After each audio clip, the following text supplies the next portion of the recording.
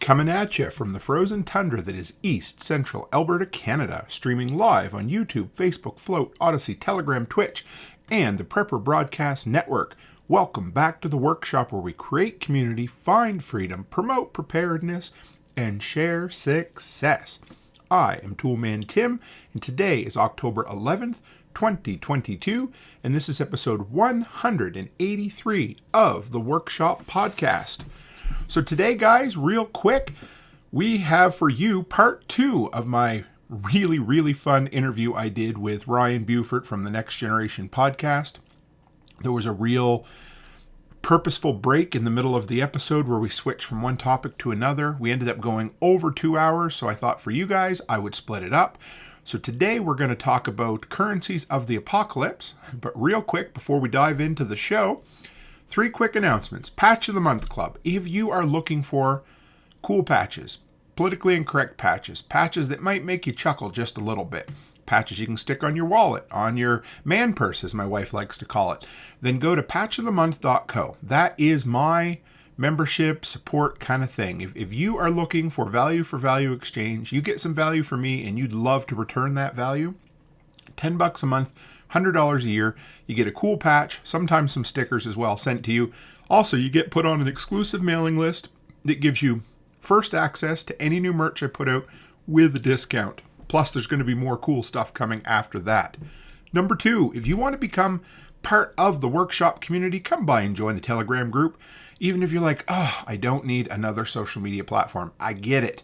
But Telegram is where we're all at, and it is just an awesome place to interact. Even if you just join the group and check in once a week or every whatever it happens to be, it's still a nice and small group where the information doesn't get lost in all the different, some of the big groups, if you check them and you haven't been there for a day, there's 1,000 missed messages. Not going to happen here.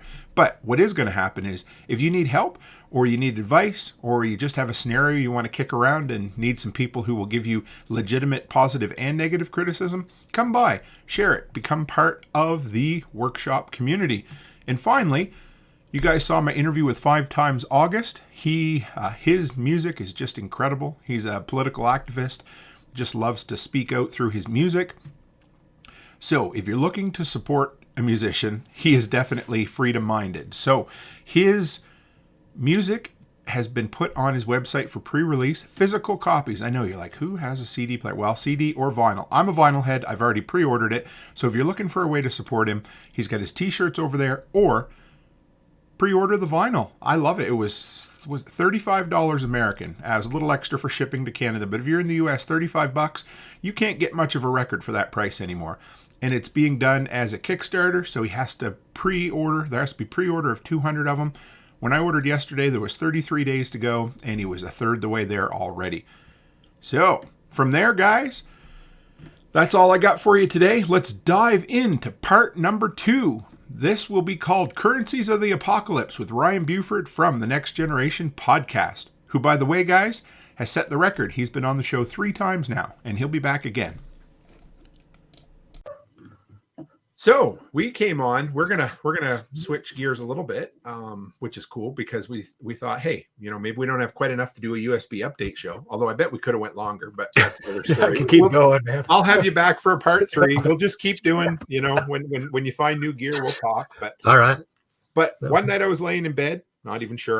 That's sometimes when I get my best ideas or my worst. Heaven help me. But I thought, hey, Ryan and I like talking about apocalyptic things. So let's talk about post-apocalyptic currency. I like it. I'm going to a little closer. There we go. For me, I think power is a big one. And, the thing that I was mentioning earlier, the tonneau cover made of a solar panel, basically. Yeah. The ability to roll up somewhere and provide power is valuable. And if you have people who have devices, batteries, whatever, that can be charged, and you have the ability to charge it, there's an exchange there. Yeah, sure, I'll charge your stuff. I'll give you some time. Just like on that movie of Eli, he traded, a couple of towelettes and I think, some other thing, oil or something like that, for enough of a charge to get a battery going so that he could power his cell phone or whatever. And I think power is something that is actually, it's personal power. Your personal ability to generate and provide power is a solid form of currency. Now you say you have a stream running through your property, or you know where one is. If you have batteries and you can charge them up, then, and you're willing to pack those batteries from wherever you're charging them from, then there's currency there. Literally, in the literal sense, there's current moving. Oh, geez. That's a dad joke. That's That why is a dad joke. That was a prepper dad joke there, guys. I Yeah. appreciate it. You beat me to it, so that's okay. But one of my favorite post-apocalyptic TV shows is Jeremiah. It had, and not everybody knows it. It was a Showtime show. It has not aged very well, but it took place, I want to say, so everybody in the world died who was over the age of 13. And the show took place about a decade to 15 years after the big death. So, the youngest ones. And it was really, really good. And two currencies. Number one was batteries. So there was a couple of people who had managed to kind of scab together a mini alternator generator. Because, we're talking 10, 15 years past, right? So things were, but there was people who'd figured out ways to recharge alkaline batteries, rechargeable batteries. And that they were very, very in demand. They could ask for what they wanted. And another one was canned goods. Now, this again was 10 years down. So basically all they had was unlabeled, dented cans that they had found in the back of a grocery store. So what's your thoughts on, obviously food would be a currency, but consumables, because, the one we all think about is silver and gold. And I want to chat about that a little bit after, because I don't think that would be much of a currency during the collapse or even the first year, maybe down the road. But the thing about, what did I bring it up here? But basically it needs to be a finite resource. It needs to be desirable and or like you said, a skill to make. So for you, making electricity or storable electricity was a skill. But the consumable thing means, okay, nobody's going to have any new canned food other than maybe mason jars. So it gives it kind of a second worth, because it's worth in trade, but it's also something you have to decide, am I going to eat it or am I going to trade it to the next guy? Before it goes bad. Right. Because you don't know. Yeah. Or after. That's a good point. Yeah. Very good. So I don't know. I'm kind of not a history buff, but I do like some aspects of American history. And one of the things, especially the region that I live in, that struck me is these two guys, Lewis and Clark. Now they came from Pennsylvania, and basically, and I'm going to butcher this story, but I'm giving you the ultra quick show notes. Basically, they came from the Mississippi, and they mapped out the rest of the United States going all the way to the west, to the West Coast. And they had to get by with the skills that they had. They had to hollow out their own logs to make canoes, to take waterways. They had to, keep their horses alive, do all that kind of stuff. But one of the things that I found really interesting was their ability to barter and do it in a way where they were like, okay, we know that we have good steel, that we have firearms, that we have the ability to bring these to the table. What do you have? And they would lay out mats and basically do this. And here in the Pacific Northwest, seashells were used as currency. And the farther away from the ocean you got, the greater the currency was, because the Native Americans would use those seashells as decorations on wedding dresses. Because they were so rare. But you go walk along the shoreline and you can find them all over the place, But if you get just the right kind or just the right style, they would take opal, like a clam shell, and then crush it and then sand it down or abrade it or somehow on a rock or whatever, and they would make small figurines or small shapes like trapezoids or teardrop type shapes or whatever, and then drill a hole in it, and then they would turn those into necklaces, or they would use them in between the breastplates. Right. So they'd have bone that they would use, and bone is something that they would trade as well, because that was valuable, because you had to do work to get the bones out. But once you did, those bones provided a breastplate, which was a form of what do you call it? Self-defense, I guess, or protection, protection. or Yeah. yeah. Well, and I didn't really think about the proximity thing, but the worth of the shell is exponentially related to the distance from the shore you are. Because Yep. where I grew up, sea glass was everywhere. Yeah. But, if I wanted to go to a farmer's market here and sell sea glass, I'm sure I could get a huge premium on it, simply because it's just not a thing. Yeah. That's one of the reasons why I've been kind of working to ramp up this Washington freeze-dried apple thing, because I can get them all day long here in Right. Washington State. But are you going to be able to get them in Florida? Nope.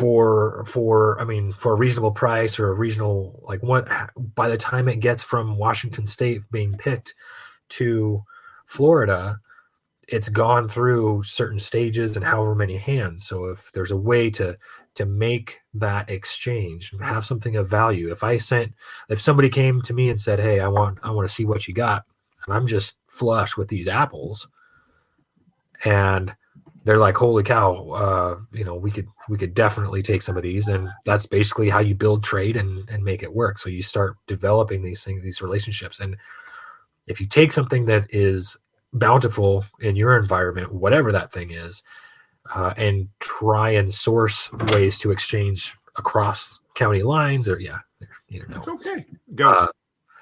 Then it adds value. It makes something tangible. And I think on the dollars, the U.S. dollars, there was a saying, this is legal tender for all debts, public and private. And basically meaning that, hey, look, no matter what, this is a form of exchange that everybody agrees to. Right. Whether it's your debt to me, my debt to you, my debt to the county or the state or whatever it might be, it'll work no matter what. Now, I'm not going to be able to go and push apples to the county guy and say, "Hey, look, I can't pay my taxes. Here's some apples." Doesn't work that way. But it might at some point. I mean, taxes probably won't be a thing, but I just want to bring this. I love this term, and I wouldn't have thought of it, but LSD, limited supply design, said geographic arbitrage.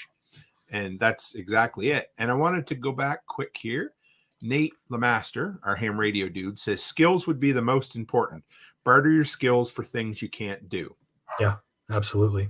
Especially if you have it up here, but you don't have it here. Your shoulders are out, your knees are bad, your back shot. Yes. If you know how to do it, you can tell someone else how to do it. And be able to pair up sometimes, and be able to still add value to a unit or a group or whatever it might be. I had books written down as well. It's okay. No worries. I had books written down because, again, knowledge. And I remember somebody saying, and I can't remember what book it was in or what story, but it might have just been in the Going Home series. And he talked about, he's like, how every book that's ever been written is going to be written. When's the next time a new book is going to be published, right? So in a grid down or just a bad scenario, knowledge would be great. Oh, yeah. Because, Harlequin romances will probably be kicking around everywhere. Oh, yeah. But how many books on because they're literally everywhere. But how many books on canning or first aid or, and you're not going to be able to copy them. Nope. Unless you're, the Book of Eli. That's a whole nother story. Well, and I keep a winemaking book in my gear, and it's just a little pamphlet, but my God, that thing has everything in it on how to make.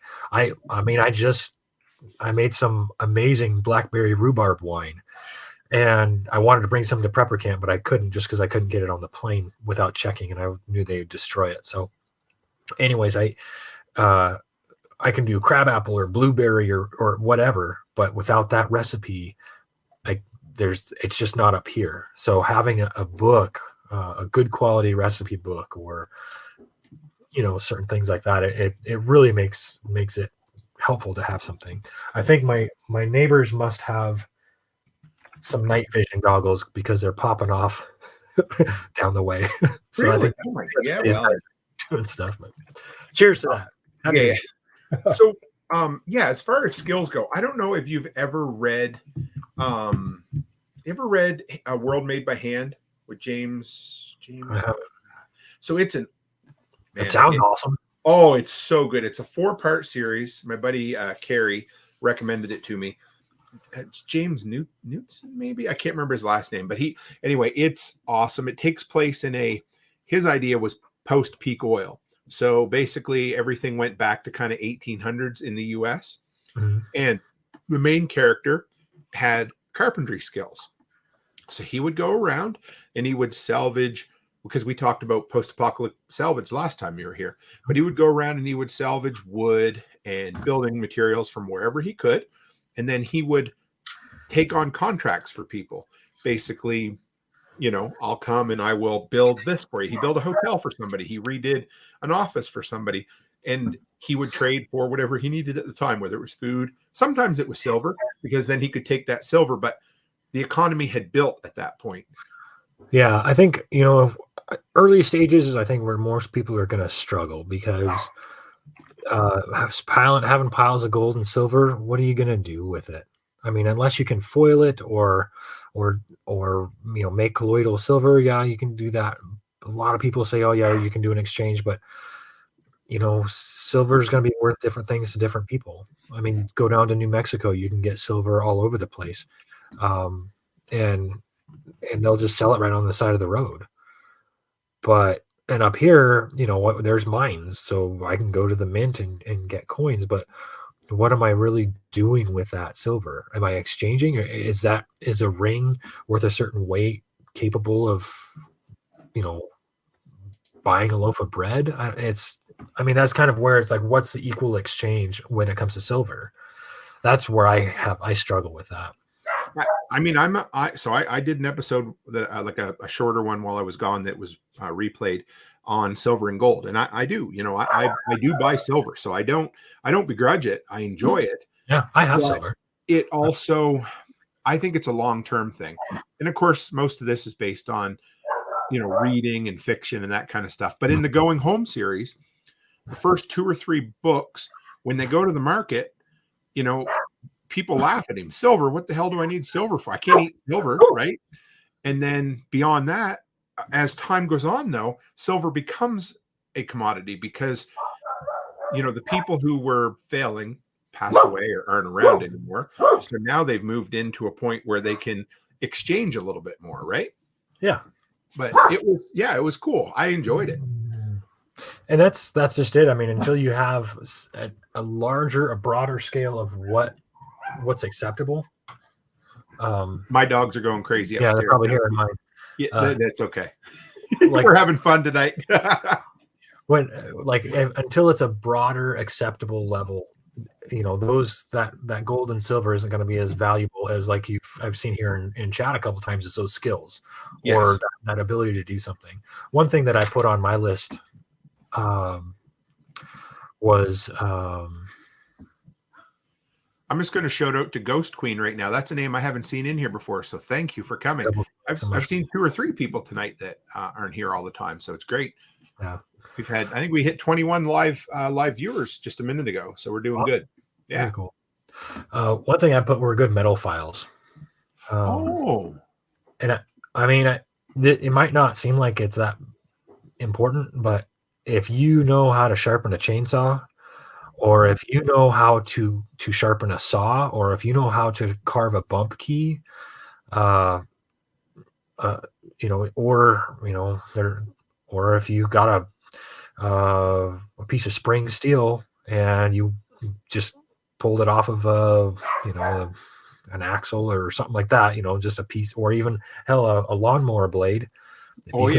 If you can put a decent edge on a lawnmower blade, and file it down to where you can actually handle it, with the other hand, something like that, and just having the ability to do that it allows you to kind of do a very basic level of not blacksmithing, but something like that.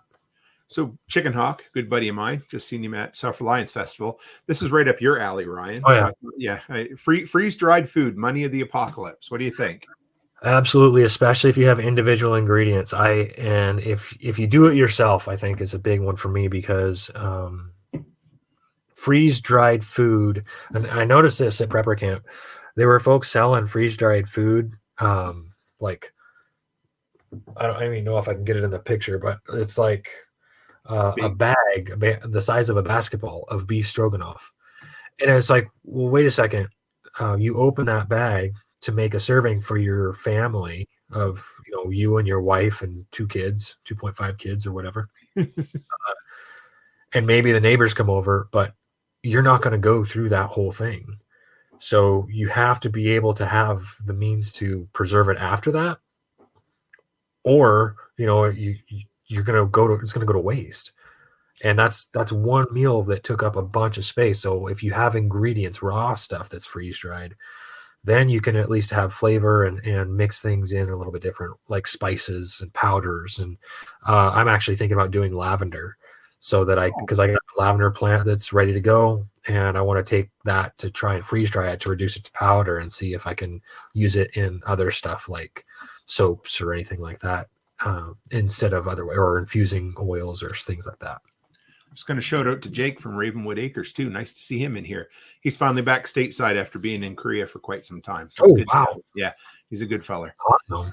He's coming on the show in a couple of more weeks, I do believe. But so that was something I learned from you and at Prepper Camp. And I don't know if it was during your presentation or if it was just in one of our conversations, but I always knew how fast freeze-dried stuff would start to reconstitute. But I never thought about those big Mountain House buckets. As soon as you open them, or whatever it happened to be, all of a sudden moisture and air becomes your enemy. Oh, yeah. And hard and fast, too. I mean, if you don't have an army to feed, then those big buckets are unless it's packaged properly, you're going to have to watch out. It was mentioned in chat, putting freeze-dried foods in smaller jars. That's exactly what I do. I put them in mason jars because they're airtight, they're watertight, and just hand pressure on the top. I don't have to vacuum seal them or everything. I've got stuff that's 5 years old that's still as good as the day I made it, and no issues. Bags is where your problems can go, or bulk is where problems can be. So mason jars are actually a form of currency, I think. Yes, they're even at some point, probably even just empty jars in general. But yeah, I never even put mason jars down. That's perfect. I mean, you can do a lot with just a couple of mason jars. 2 or 3 of them, and I like old mason jars, especially the ones, because sometimes I'll go around at antique stores and I'll find some of the older ones to see how they were designed, and I actually have a half dozen flip top style mason jars that are the old ones. They do make newer ones, but they're like quart sized jars with a neck on them, and that's what I put my sourdough in. And I've got one for flour and one for sourdough, and that's how I get through every other morning. Aaron says to stock up on Mylar bags and a vacuum sealer. Not a bad idea either. And go ahead, sorry. I was just going to say, along with that, if you have power, a good tool to have is a flat iron, like a hair flat iron, because a lot of times the Mylar bags you get, if they're the big ones, like the 5-gallon ones, you can reduce those down to 1-gallon bags, and that's what I'll usually do. Like if I get a 25-pound bag of rice or something, I'll take a 5-gallon bag and cut it into fifths, and then I'll have, I'll distribute it evenly on 2 or 3 pounds per bag. That way, when I open the bag with my oxygen absorbers in it or whatever, then I can go with that. But also, I can be able to determine which bags have failed. So if a bag had failed, it might not ruin the entire batch. Anyway, that's what you come for, people. Tips like that, cutting up a 5-gallon bucket into 5 1-gallon bucket or bags. That's awesome. And what else we got here? LG says the only freeze-dried food I have are individual ingredients. Yep. Pre-made things often have way too much salt. Mm-hmm. You can always add salt if you need it. I personally, if you have good ingredients, then you don't need a whole lot of salt. What I have found is that, and just in looking into freeze drying and stuff, the bulk ones, they put as much as they can, as cheap as possible, into those industrial sized machines, and you get what comes out. The problem with that is that you get all the preservatives, all the garbage, and all the sugars and everything else, and all those chemicals are basically they're hidden by salt, right? Sugar. And when you freeze dry it, that all comes back out and it just tastes like garbage. And it's not good for you either. There's not enough nutrition. Your body will crave more and more rather than being able to sustain off of natural sugars, natural salts, or whatever, or, adding salt down the road. Yeah.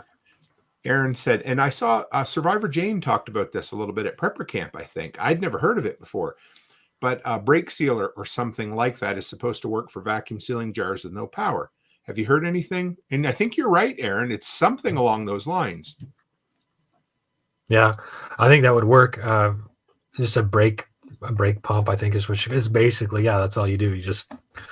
It's a squeeze bulb, and then it pumps the air out of it. So it would work. Another name I haven't seen recently, BFKC, said, I've been stealing the wife's flat iron for 5-gallon Mylar bags for bulk storage dry goods. Yep. Just tried the hand warmers for O2 absorber on my last batch of pasta. Worked well. Nice. Now, I got to say, and I'm sure you're the same way as me, Ryan, but one of my huge tips is buy shit like the O2 absorbers at the end of the season. When they go on clearance, buy them in bulk. I always do, and that you save yourself a ton of money that way.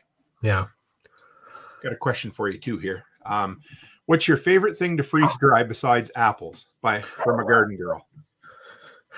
Well, I mean, I kind of like to do all kinds of different stuff, but I think one of the things that tends to get neglected are legumes, like chickpeas.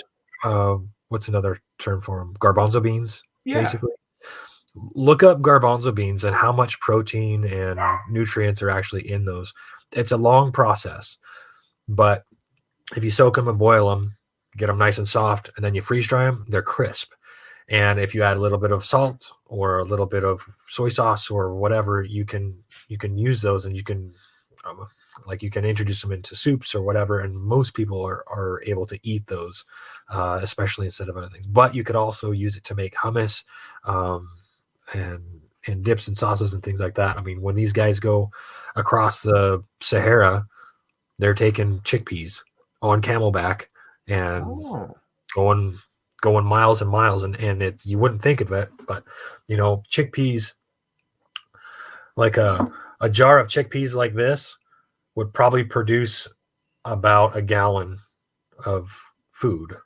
So right. I mean, you have a very small space, and if you process them and then freeze dry them, you can process them while the processing is good, so to speak, right? To where you're not scrambling to try and boil something or let it soak overnight and then, want to eat it right away. The thing about freeze drying is it allows you that immediacy to where you can eat it and go, or the lightweight side. And it reduces the weight down to below what it was. They retain the volume so you can have an appropriate portion. You're also, you're taking a lot of the work out of it so that you can eat faster, I guess, so to speak. So because I've got jars and jars of stuff in my pantry, but to be honest, it takes time, and I can't just go down there and grab something. I got snack food, but I can't just go down there and grab some garbanzo beans and eat them. But if I could, there's value in that. So that's something that I do like to do. And you could just add a little bit of water and you would basically have cold beans at that point, right? It wouldn't take any time at all. No, it's just reconstitute. And you could do that with, say, navy beans, for instance. Those are my go-tos. And the thing about that is you take those cold beans and go around, look up for some dandelions or some edible weeds around the area, throw them in there, and then you've got, protein and fiber and all that kind of other stuff. I mean, as long as it's something that you're safe to eat, then you could even go and grab some pine nuts and throw them in there too. So you can make basically a chickpea salad with a very small package of garbanzo beans, or you could throw a bunch of it in a stew or a stew pot right at the end, or make a faster stew. Let's say you were able to snare something or whatever, you can throw some of that in and at least add a little bit more than, just a couple of bites. Because I don't know, when I go fishing, sometimes I'm not a very good fisherman. I like to fish, but I don't catch fish. I'll put it that way. But when I do, it's nice until I get to the fillets, and that decent sized fish turns out to be about 3 bites. Yeah. And you put all that work and effort into it, and it's great, but you better have something else to help fill that in your belly, basically. That's what Jordan was talking about at prepper camp, about cutting the proteins into smaller pieces so that you always got a bite of a protein, even so just stretching it out and putting some filler and stuff in there. Oh yeah. What about, was there another question there you wanted to? Sure. I'm just reading through here. It's awesome. Thanks for all the participation in chat. This is killer. What about salt? So I thought of salt was a big one. In two different stories, Jericho was one of my other favorite TV shows. They had a salt mine in their town, so they were able to keep it. But what is the other one I just read not long ago? Alas, Babylon. And in there, they were, I think they're in Florida, but they weren't near the coast. So they struggled for salt, like to the point where they were so they had to go inland. They found some in a salt marsh. But, if you live near the ocean, you'd have unlimited salt. You live inland, that could be a whole nother story. That's currency. I mean, and sugar is another one. I mean, oh yeah. If like the amount of sugars that people consume now, it's unbelievable. I just drank this can of whatever this is, 7-Up, and it's about 24 grams of sugar. Just this little thing. Isn't that crazy? So, I mean, and I don't know what the weight was before, but it's probably somewhere between a third and a half of just sugar.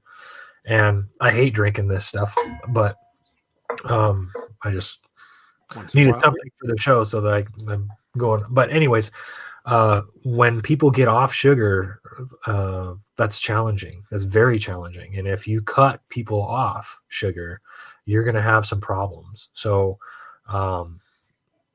it's nice to be able to have natural sugars and kind of build that tolerance up now, because then that way you won't even want that other stuff, right? But and you don't need as much either. So like when you actually go to eat sugar or something sweet, you don't need to eat a whole bag of M&Ms or whatever. You can just skip with one little square of Hershey bar for a day or a week or whatever, however long you got.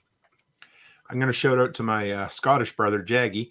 Just so you know, brother, you got another pen pal letter coming across the ocean. So him and I are snail mail pen pals. Hey, so awesome. It's like 3 or 4 in the morning in Scotland right now, but he pops in sometimes. Yeah. Go ahead. I was going to say one thing.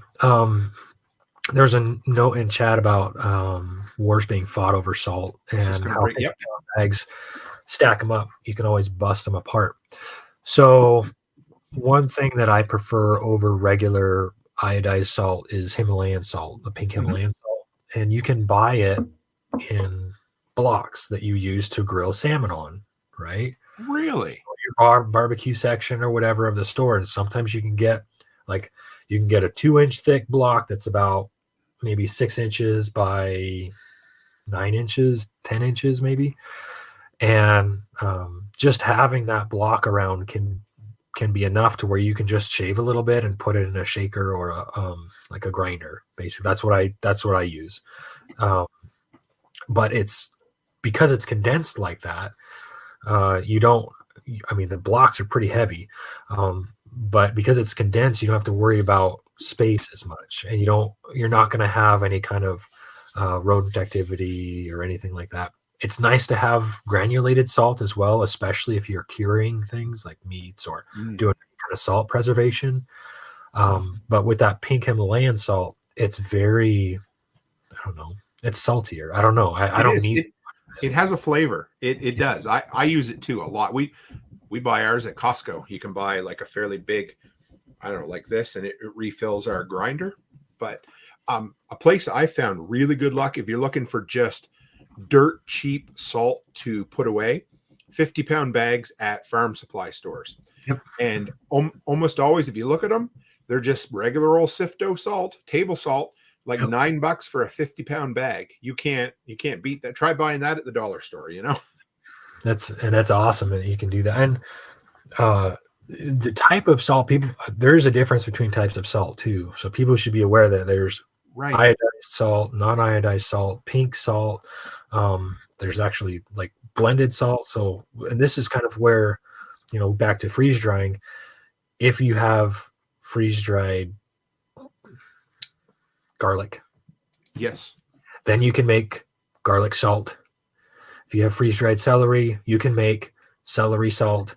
And, I love garlic salt. I love celery salt. I like salts that kind of add something to it. And if you have something where you can add some of those flavors, that is something that you can produce. That's something, that product that you can push out a little bit. You're like, oh, I don't have, an ounce of silver, but I've got fresh garlic salt. And I see that you guys have a whole slab of ribs over there. So if you hook me up with a meal, I'll give you this, and Value free, added.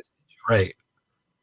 Jaggy, I don't know if you do this, Ryan, or not, but I certainly do. He says, every time I'm in a cafe, I always take away a few small packs of salt, pepper, sugar, sweetener, always handy to go into a bug-out bag. Oh yeah.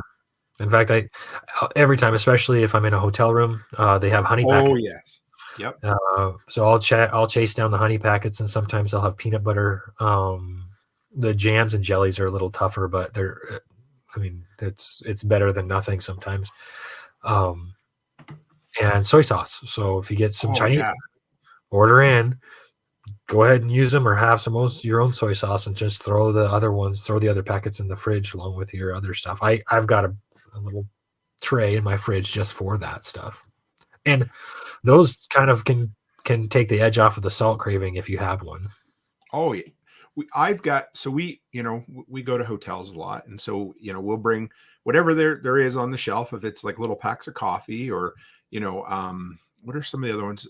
Not creamers, but we've got a ton of different things. We've got 5 or 6 of the large freezer size Ziploc bags that are completely full of salts and sauces and all of that. And they're good to have.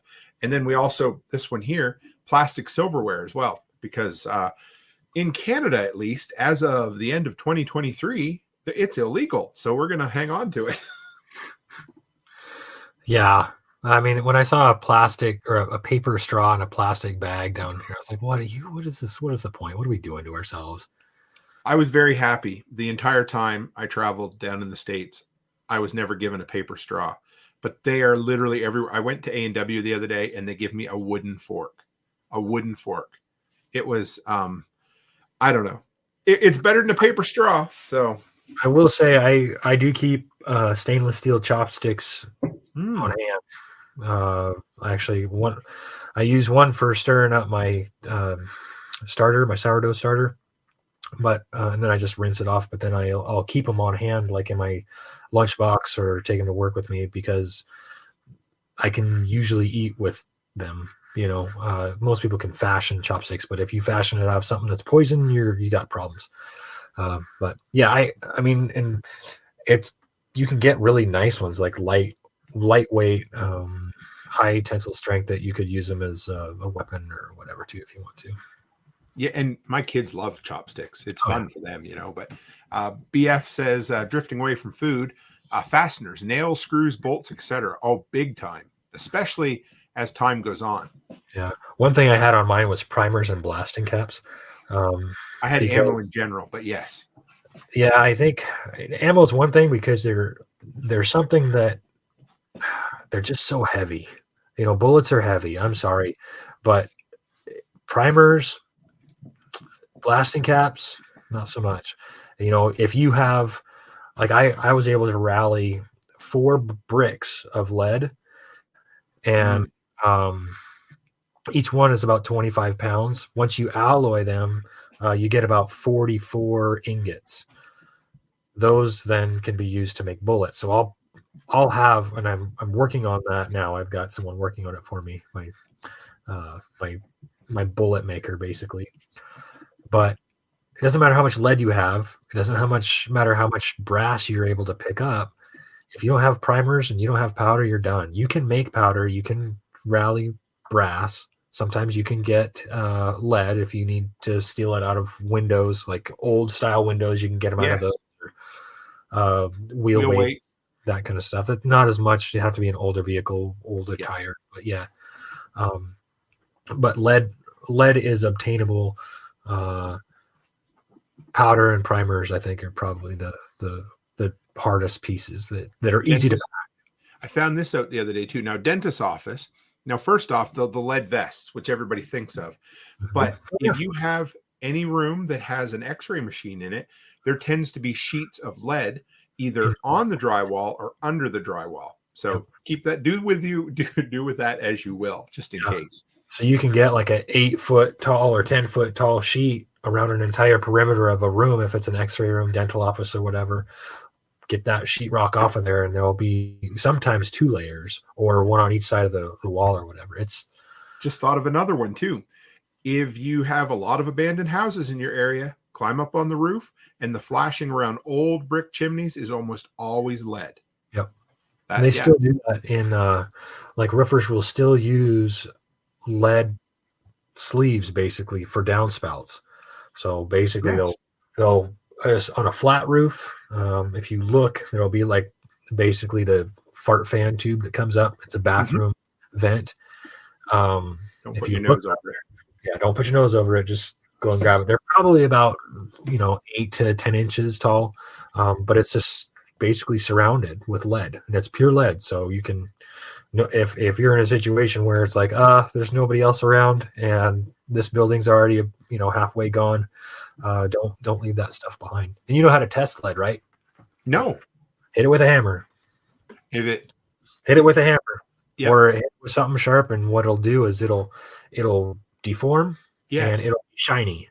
So if it looks dull, which lead will usually look dull on the outside, hit it with a hammer or something sharp, and it'll scrape basically because it's so soft. And lead pipes are another one. If you hit it with a hammer, you'll dent the pipe before it breaks, and that's kind of one way to be able to that.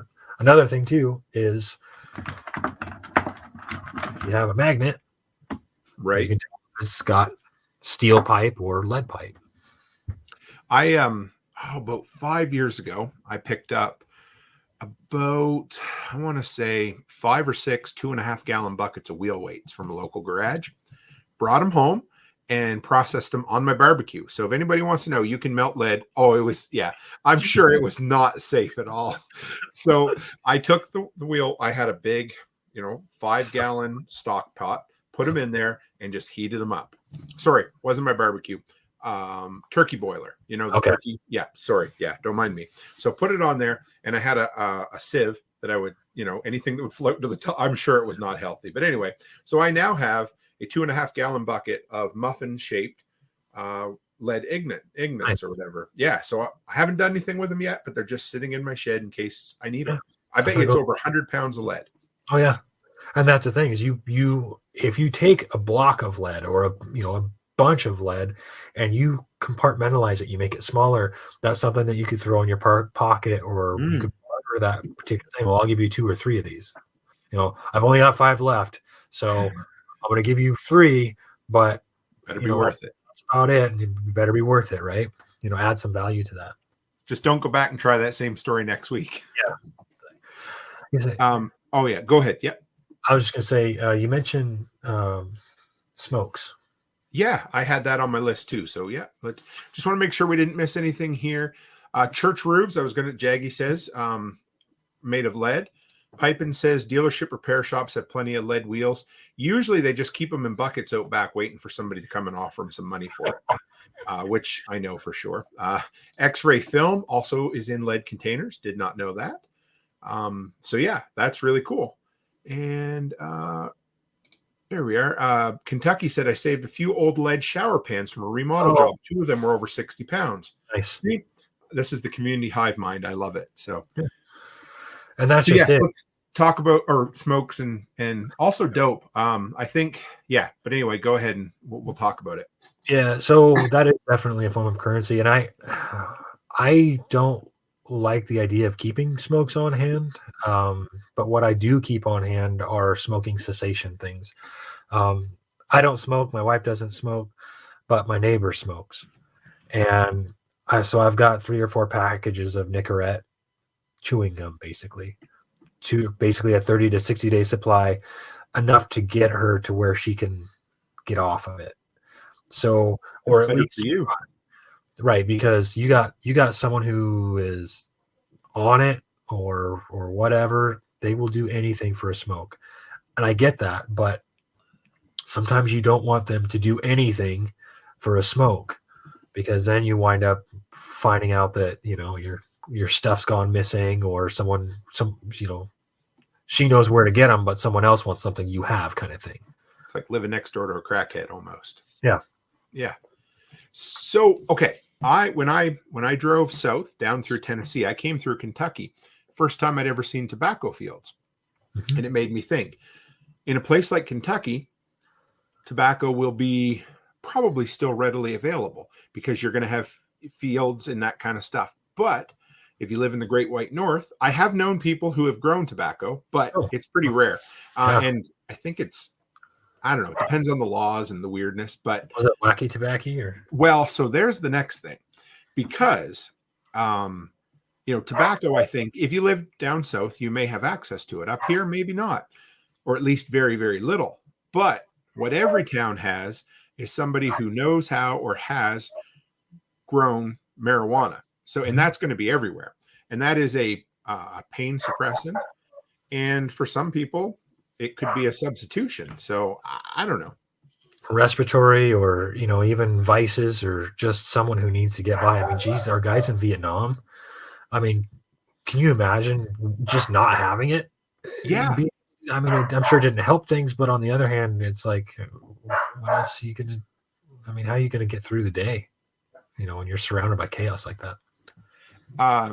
Nina said, how about lice treatment supplies? I picked up some just because it was on clearance. You okay to talk about this one for 30 seconds while I pop next door? Yeah, sure. Okay. So, there you go. Okay, there we go. Yeah. Lice treatment supplies. That might be something worth hanging on to. It kind of depends on the condition. Lice is obviously not good. And if you're going to be in a real bad survival situation or something like that, that's probably not the highest concern that you're going to have. But if you are looking like in your situation, you're in a community and you are bedding down with other people, or you're sharing headgear of some kind, then that could be a major problem. So it kind of depends on your situation.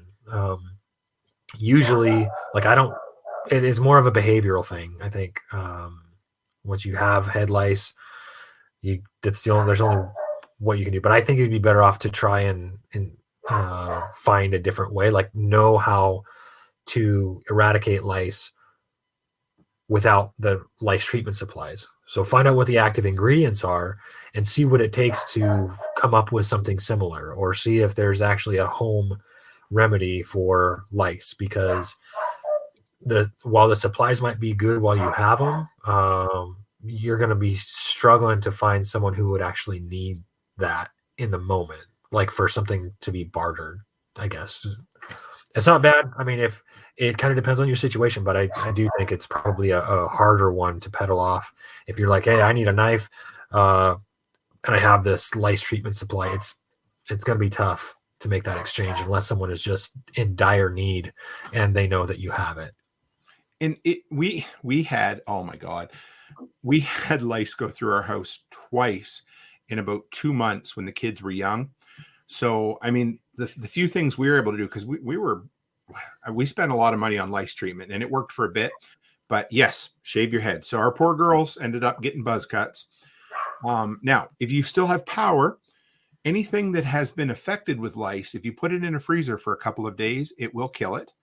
And you can also smother lice. So things like mayonnaise or peanut butter or something gross that you can fit through your hair, it can work as well. Yeah. So not all that bad. I would look into the active ingredients though, because sometimes, and I'd like to do that a lot on packaging to find out what is valuable, like what something might have. And I've recently started putting men's one a day.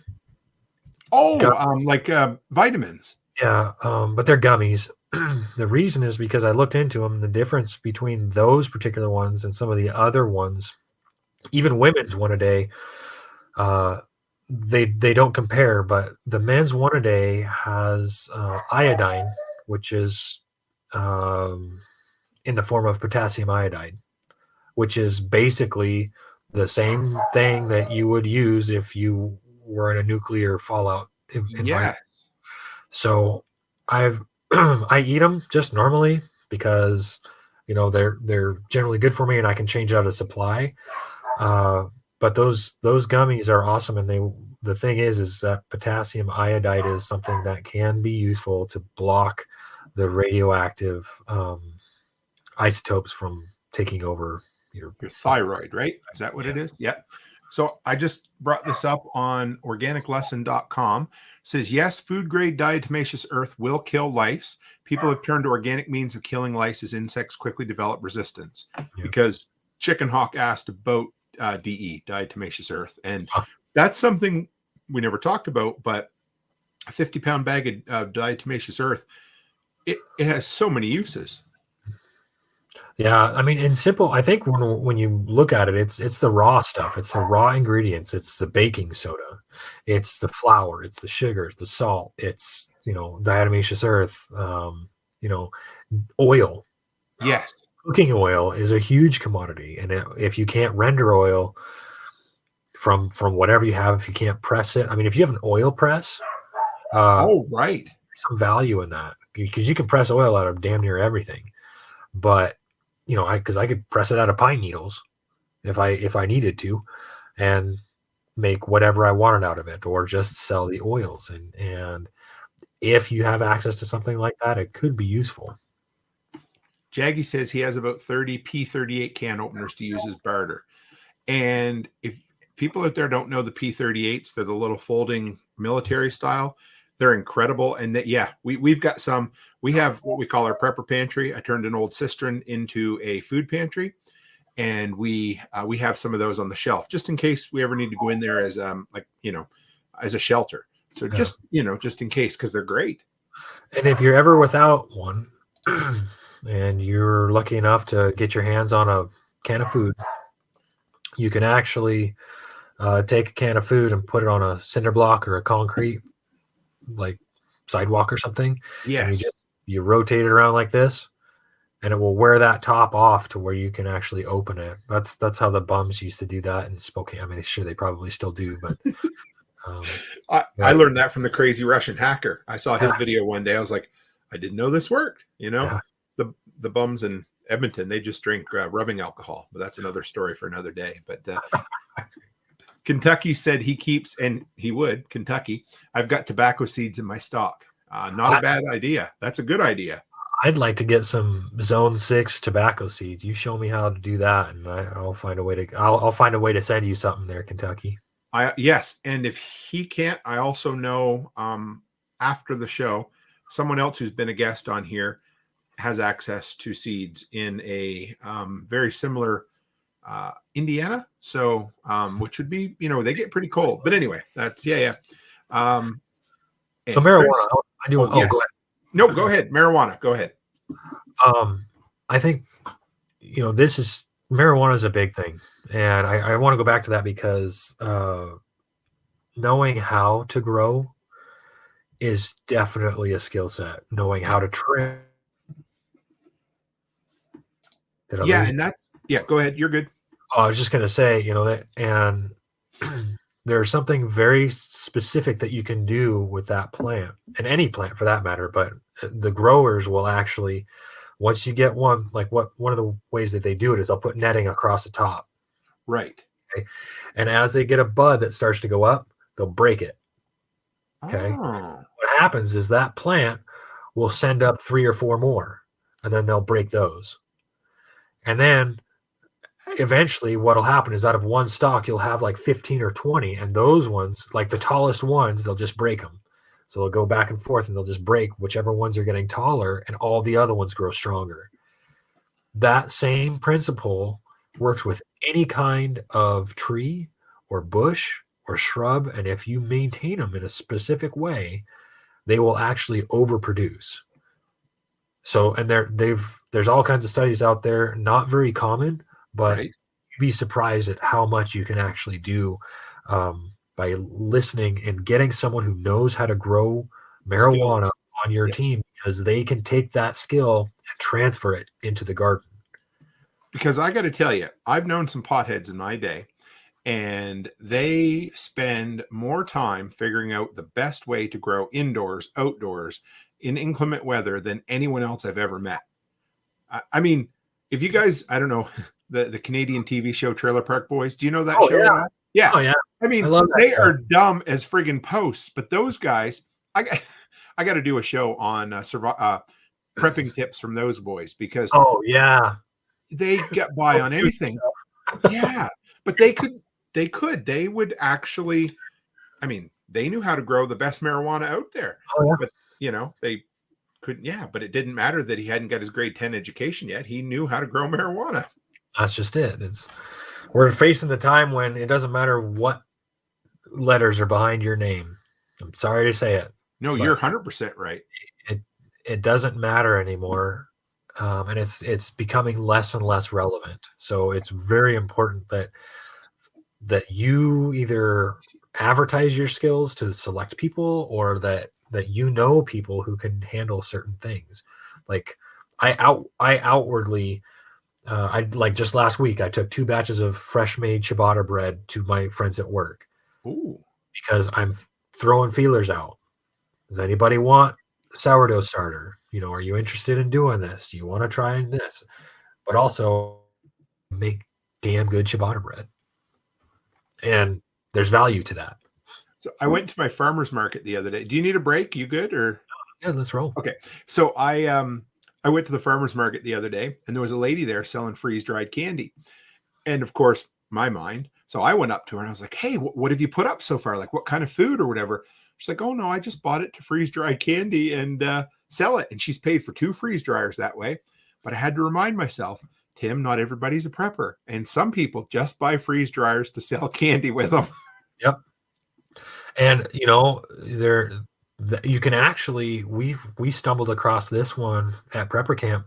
There was someone who was selling a freeze dryer for like $400 on the way home, that this guy was going to try and get after my presentation, because Wow. a lot of times people buy these machines, they think they're fancy, they get into it and realize that there's actually work involved, or they made their freeze-dried ice cream and they don't like it because they probably use garbage, and they get rid of it. So it's kind of like you really have opportunities to get these machines for less than what retail is. Just look on Craigslist, look on Facebook, that kind of stuff, so that you can actually check into that. And there's options there. So I'll make the connection. Kentucky said hit him up and you guys can talk. So I'll give you the contact. I got contact information behind there. So Chris Dixon said, put a can opener in every container, tub, or pail. And they're cheap enough. You can buy them, even just cheap ass ones on Amazon are cheap, Yeah. I've actually toyed around with the idea of basically, so if you open an MRE, there's a little sealed package inside there that's got like Tabasco, salt, pepper, book of matches. Yes. And I think they have like 1 or 2 other little dinky things. And I've toyed around with a similar idea where it's like, if you throw a 5-gallon bucket together and you want that bucket to be, a 30-day immediate supply that you can grab and go if you have to run from a tornado or a hurricane or something like that, put the stuff in there that you need. Like, yes, and just throw it on the top. Just make sure you got toilet, moist wipes or something, silverware, some sort of utensil, little things like that, and try and condense it into a flat package that you can vacuum seal along with the rest of it. That way, if you have a bucket and it's ready to go, then you don't have to worry about rounding up all that other crap. Or if one thing you could do is, like, I'm thinking of starting to do this now, is just when I go up to visit my parents, just take a bucket with me that's already ready to go and throw it in the shop, throw it in a closet. Don't tell them what it is, and just leave it there. So if they get stuck, then it's like, just, there's a bucket in the garage, just open it up, you're gonna be good to go. That's like clandestine prepping, for someone else. Yeah. When we go, I love wings. I'm a wing guy. I used to like ribs too, but wings, and they're messy, right? Yeah. So wing joints always have the best moist tellets, the little, and up here we have a restaurant called Montana's, and theirs are like almost the size of a napkin, and they come in a plastic wrap. So I will always ask for extra. Yeah. And then I will throw them, and my wife will put them in her purse. Or if we're out to the hotel, we put them in our grab and go bag. And then, I mean, she's got a whole stack of them in her purse, but they're awesome. Yeah. And it's especially if you have to clean something. That's actually one thing that I had on my list was any kind of sanitary supplies. Oh, yes. Not the supplies, but the means to make sanitizer, the means to make something clean. Like there are ways that you can make dish soap and things like that. But if you have the powdered bleach would work. Yeah. If you have, I like, one thing I really like is it's a chemical that I use for brewing. It's called One Step. Yes. And basically it's a powdered detergent, but it's food grade, and you can take just a small amount of it, make several gallons of food grade sanitizer, and it'll last until you're done with it, till that container's empty. But it weighs almost nothing, and it's a powder, so you don't have to worry about it spilling and leaking all over the place. BF said, look for Bucket Barrel Guy in your area. Have one local that sells food grade 5 gallon for $1. You wash them, and $1 for lid. That's awesome. Cheap. Yeah, you can't get Homer buckets or Marge buckets from Lowe's for $1. So those food grade buckets are different. If they are round top, if you add the Gamma Seal lids to them, I really like those. Square tops are kind of tricky, especially in some of them, because what I'll do is I'll cycle through my chicken feed in those. Oh, okay. And I put them in totes because I don't have cats, don't like cats, but the trade-off is that I get mice and I have to deal with mice. So I just kind of make sure that it's not, it's in a package or a container that they're not going to be able to get into. And that's what I'll do is I'll get those food grade buckets and then open up a bag, put it in those food grade buckets and tamp the lid down. I don't really use that for my own personal food storage, but dog food, pet food, chicken food, all that kind of stuff, because you can still rinse them out and use them as a 3-step wash or something like that if you had to. And another thing, if you're getting round buckets and you're going to seal them down, don't forget to have a bucket opening tool around, because in a pinch, a hacksaw will work, but you don't want to wreck the material inside either. But make sure you got a way to open them. Dixon says SaniClean is what I use, and it doesn't stain if it spills. It's a slight blue, so you know not to drink it.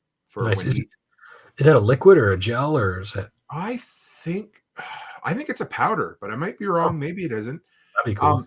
And because Chris Dixon's up here, what about moonshine or ways to make alcohol? Because that's a disinfectant, but also something that a lot of people are going to want.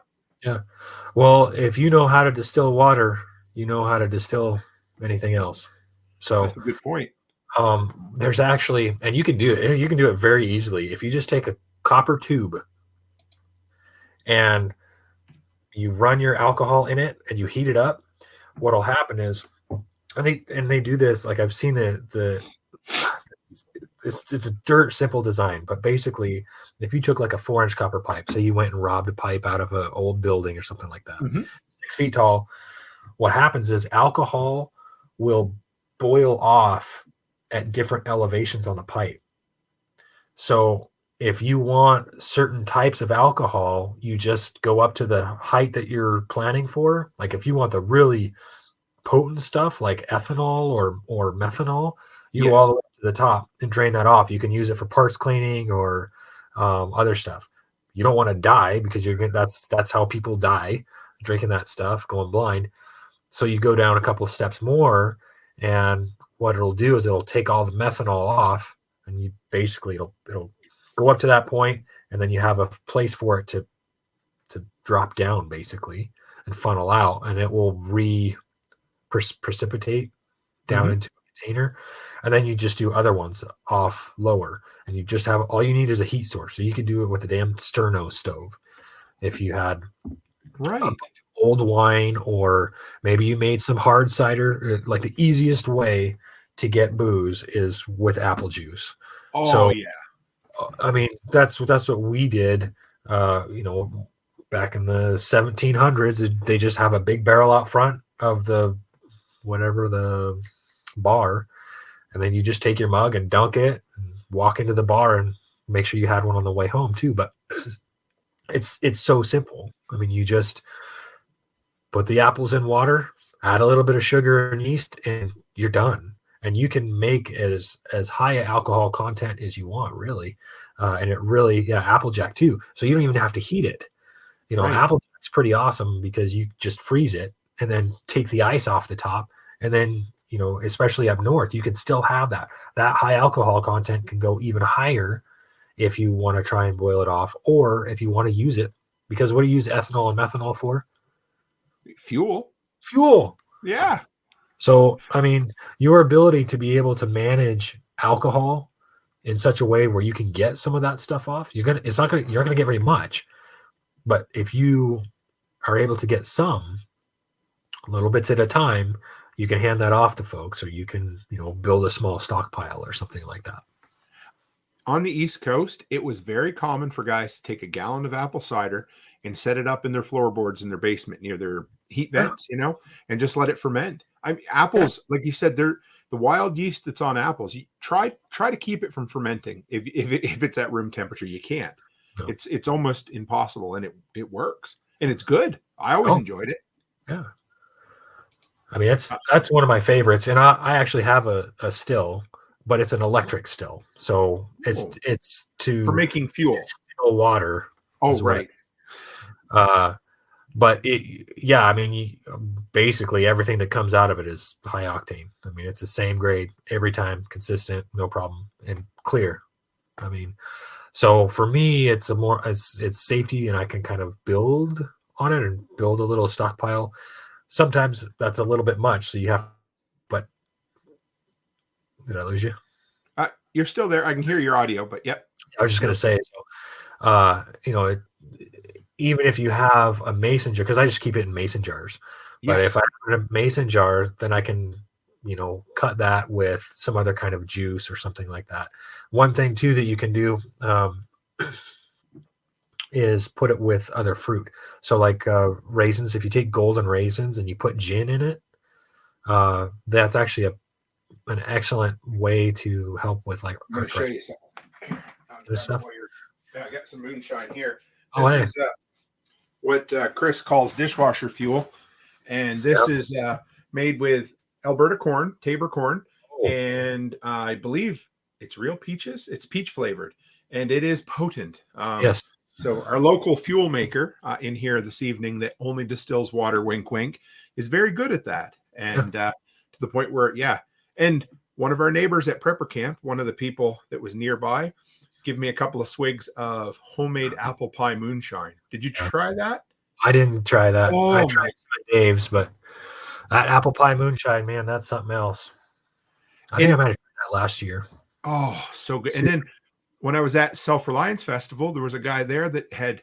So I bought 3 bottles of Everclear at the beginning of COVID because no one could get sanitizer.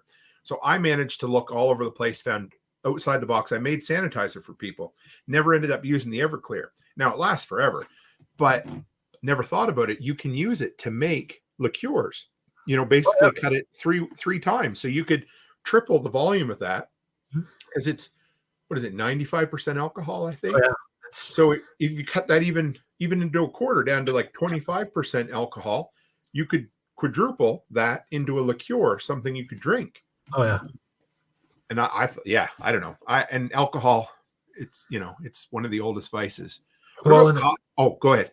I was just gonna say, you know, the other uses aside from drinking it, I mean, as something that can be used as a combustible, you know, or even for Disinfectant. greasing parts, disinfecting. I mean, there's a lot to be said about the power of alcohol in a grid down scenario.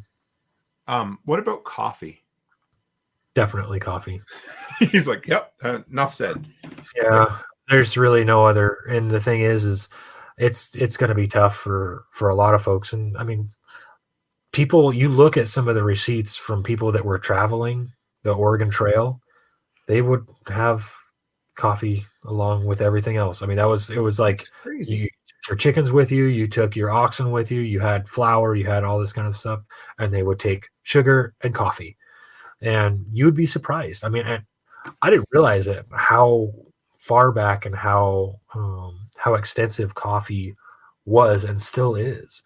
And, James over at the I Am Liberty show, James Walton, he sells those green 5-pound bags or whatever. And I mean, that's bunker beans. Yes. I brought 2 back with me. Yeah. And that's the way to go. One thing I would like to try is freeze drying coffee. I haven't done that yet, but I'd like to make basically a cold brew where I just put it in, press it, and then put it in the freeze dryer so that I'm not expending any energy to make the coffee. I'm just letting it tea basically and then put it in. When I became a coffee snob, started drinking, fresh roasted kind of nice coffee or whatever, I had 6 of those 2 or 3 pound containers of Maxwell House that I used to drink. So I dumped it all into a 5-gallon Mylar bag, sealed that up, and then put it in a 5-gallon bucket, because I promise you, if there's no coffee, I'll drink it. I don't care if it's 20 years old. Yep. And, there are other forms of coffee. I like Joggy Thistle, drop this in chat, A-count, ground coffee, mushroom coffee, pine needle tea is another one, similar effects. Things like that where it's really, you get the stimulant out of it. And, some of that, especially the early morning part, the habitual portion of it. It's the same as a smoker chewing on a pen, Yeah. From what I read, the Europeans introduced dandelions to North America as a coffee substitute. You take the root out, dry it, and grind it up. Yeah. I never tried it. I haven't tried it either. And every time I wind up chasing down dandelions, I put them in a bucket, and I never wind up doing anything with them. But they're here, so it's like, well, when the time comes, I'll go ahead because dandelion wine is another one. That's a whole show topic on dandelions, man. We should we could do that. We could do so you've done some alcohol, have you? Like different types of homemade alcohol and things like that? Yeah, I've done plum. I have not done dandelion. That's one thing that I want to try, and then I've been told that it's delicious and very high content, very potent. But I've done plum, I don't know, a handful of different ones. I did blackberry rhubarb was another. I did raspberry one time. Peach. I always used to have access to a whole bunch of what I call second peaches. So the ones that would fall off the trees. A buddy of mine had a peach tree, and I would make peach wine every year. I've actually got a gallon in an old pickle jar up on my shelf that needs to be bottled, peach wine. So I love it. And I've got Jack Spirko from the Survival Podcast. He has, I forget what he calls it, but it's like his dead simple apple cider recipe. And it's just basically the cheapest something you'd make in jail, but the cheapest apple juice you could buy anywhere, and add some yeast and some sugar. And I've still got 3 1-liter flip top bottles of it up there. It's great. Yeah. And, sometimes that's nice to be able to take the edge off too. And, just there's some camaraderie that can happen around a fireplace at night. Apple wine. I have made apple wine before. That's pretty good. And dandelion and burdock. I don't know if that's wine or. I'm gonna shout out my cousin Rodney Marshall from New Brunswick. He popped on tonight too. So good to see you, buddy. Haven't talked to him in a few years. He got into CB a few years ago as kind of a just a worst case scenario to be able to connect or chat. So that's really cool. Yeah. LG says homemade peach wine. It was amazing. An older Korean lady made it and was so good. Yeah, in fact, kimchi is something kind of interesting too. Will they actually? So there's a lot of foreign exchange students that come over to this region to go to the universities in this area, and I was told of a story where basically the lawnmowers, the landscapers couldn't figure out why they had these spots in the ground. It was like they would do everything. They would water it. Everything would be fine. They fertilize it. They do their cuttings, and then they would get these spots where the grass was tan, dead. Okay. I couldn't figure it out. Well, then a little bit later, they found out that what was happening is these college students were making kimchi, and they were putting it in mason jars, and they would dig a little hole, save the grass, put the kimchi underground, and then put the grass back on top, and it would ferment underground. Really? Never heard of such a thing. I was like, what? But I mean, it works, and they made some killer kimchi, I guess. So BF said chicory. I've read. I don't know chicory myself, but it's always in the post-apocalyptic books. I think it's a New Orleans special where they make chicory coffee, or like half coffee and chicory, but it's supposed to be good. I had one more, and delivering mail. So if you're a traveler, for instance, in a post-apocalyptic wasteland or whatever, and that tends to be a bit of a trope in some of the movies. yeah, So, whether it was Kevin Costner in The Postman, for instance, in Jeremiah, what they had was a bulletin board. And so if you were traveling through, so it was like a local coffee shop, and they had a big cork board. And if you were traveling through and you had information from a town or from a person, you would go in and you would trade that information for a hot cup of coffee or whatever. And then you would put it up on the board. I got thinking, if you were traveling around, it would be pretty neat, because communication would probably be non-existent or maybe very minimal. I think it would be kind of neat. Poor Ryan. I think it would be kind of neat to maybe offer an information trading service or something. yeah, and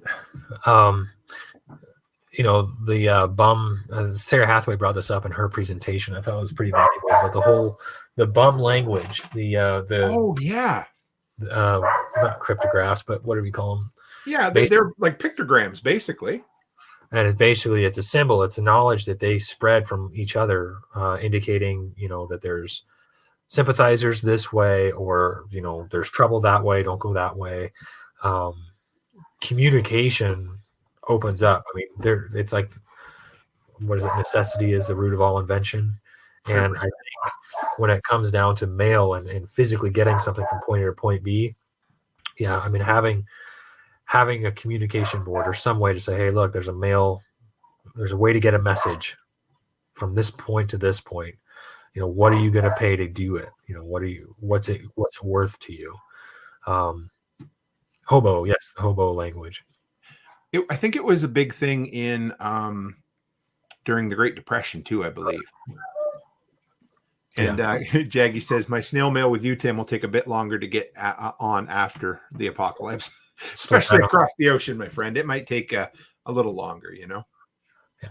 Homing pigeons is kind of another one. People don't really do that much anymore, but, pigeons as a food source is one thing, but if you train them for homing, that's, we were able to drop bombs with those bastards. And that's right. I mean, they can be trained to do very specific things. And, homing pigeons have been around for centuries. I mean, millennia. They were using them in China to deliver a message across battlefields. It's not new, but nobody does it anymore. And if you were a pigeon fiend, and because I know that there's some people that are just like, yes, this is my bird of choice, and watch what I can do. You're out there, and you might be listening to this podcast thinking, wow, that's actually a skill that I could use. Yeah. I can keep pigeons alive. I can trap pigeons. I can make them do this. Yeah.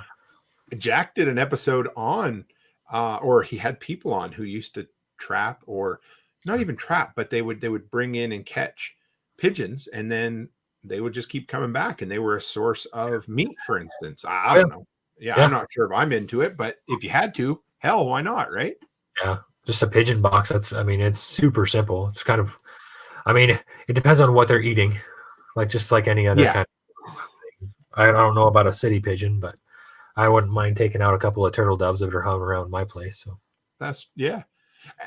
One other thing I was going to say, so we talked about post-apocalyptic currency. Have you ever seen the Zombucks or the Zombie Bucks?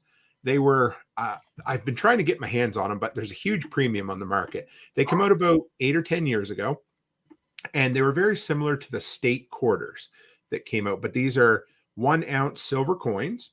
Really? And they have things like, you ever see that movie or hear of it, Pride and Prejudice and Zombies, where they took the book and then they added zombies. Nate has a copper round. So there was 8 or 10 of them. They were 1 ounce coins, and they had zombie pictures on the back. So it would have been like, the not the Statue of Liberty, but things, recognizable symbols that they turned into zombies. So they call it the currency of the apocalypse. So that's killer. What's it called again? Zombux, Zombux or something like that. Kentucky says I have got some of the zombie rounds. So if anybody out there is interested in trading for a couple, I would love to get my hands on some. I even have some workshop silver that I held back. Some of the Toolman Tim silver rounds I just had done, I'd be willing to trade for. So that would be, I'd love to try that. Well, it's kind of mentioned you said that trading, a lot of times we've been talking about an exchange. Like I want something you have and I have something of value. So let's exchange those two things as in two different things. Yes. Like I want food, you have ammo, let's make it work or whatever. The thing is I grew up with baseball cards. I grew up game cards and all kinds of other stuff. And we would open packs, find out which ones were expensive, trade them in at half of their value for another pack. And we would keep doing that. And then we would go home with a couple of packs of baseball cards or hockey or football or whatever. And then we'd trade with each other. It's natural. It's like one of the key things about humans is that we're able to do this. And it doesn't always have to be for another thing. Like it doesn't have to be like for a battery or for a charge. If you're trading those things for a collection, there's still value in that. And building a collection of something has value. I actually knew someone who took a collection of old Magic cards, and sold them and paid cash for a house. I mean, I'm sure they invested maybe close to that amount, who knows? But the fact is that something that is a piece of paper can have a tangible value to bring you something down the road. So a collection is actually something that could be useful in a barter scenario. Or if you're like, hey, I don't really have a whole lot, but I've got this whole collection of buck knives. If you can give me passage to the West Coast from Pennsylvania, no questions asked, they're yours. Right? It's human nature. I mean, I'm an anarcho-capitalist, and really what that means is that, the smallest market is between you and I. And I think that's the freest market. And I think you summed it up better than anybody could have, Ryan. We've been 2 hours. You want to wrap her up? Yeah, I got to get these dogs fed and find out. That's okay. How do people find you? Because we'll have you back, Okay. And where do they find you and how do they keep up with you? Well, let's see. I think probably the best way is to check us out over at Prepper Broadcasting Network. We've been doing that podcast for about 4 or 5 years now. It's called The Next Generation Show. You can also reach me directly if you guys have questions or just want to talk, or you want to find out more about freeze drying or whatever. Please do reach out. My email is prepperdad@mail.com, just regular mail.com, not Gmail. And what else? Social media contact information is usually up on the show page. But if you guys have any specific questions, feel free to reach out. I'm a real person. I do respond to my emails, and I like to hear from folks all around the world. So it's pretty cool what we're doing here in this community, and I'm accessible, at least for now. Yeah. Until he hits the big time. No, yeah, but until the big time hits us, I guess. That's right. Yeah. But it's cool. Yeah. You guys need to check out the Next Generation podcast, because I've said it a few times, but when I first heard, I'm like, father and son podcast, that's not going to be my jam. And then I listened to it. I'm like, oh, it's really, really good. Well, I'm glad you like it. Hopefully there's some folks out there that are getting some value out of it too. So. No, it's perfect. We'll have you back again. I mean, you've got the record, so we need to keep it going, right? All right, hold it strong. Perfect. Thanks, Ryan. You can hang in the back for a sec if you want as I close up, or if you need to drop off, you can do that too. No worries either way. Thanks everybody for participating. It's awesome having you here. Thanks to Ryan for coming. This was awesome. Him and I think I'm going to have to split this into a 2-part episode on the podcast feed, because we went not way over, but we went over 2 hours. So I always hate to do that to people. But guys, this was awesome. I don't even know. It'll be fun to see the analytics on this show, because we probably broke a record for community engagement. So thank you guys. I appreciate it. Always appreciate it. We'll have Ryan back in a couple of months, because what'll happen is I'll come up with an idea and I'll be like, hey, Ryan, you want to do this one? And his answer is always yes. So it'll be great. But anyway, guys, I appreciate you sticking around for the full 2 hours. What an awesome crowd you were tonight. And I know I say it all the time, but the workshop community is great. So thank you. As always, guys, stay happy, stay healthy, and have a great week.